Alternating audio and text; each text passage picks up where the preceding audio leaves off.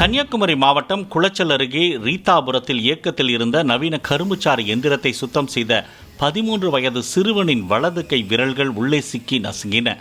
கரும்புச்சாறு விற்பனை செய்யும் கடையை நடத்தி வரும் வில்லியம் போஸ் என்பவர் தனது பேரனிடம் எந்திரத்தை சுத்தம் செய்யுமாறு கூறிய போது இந்த விபத்து நிகழ்ந்துள்ளது.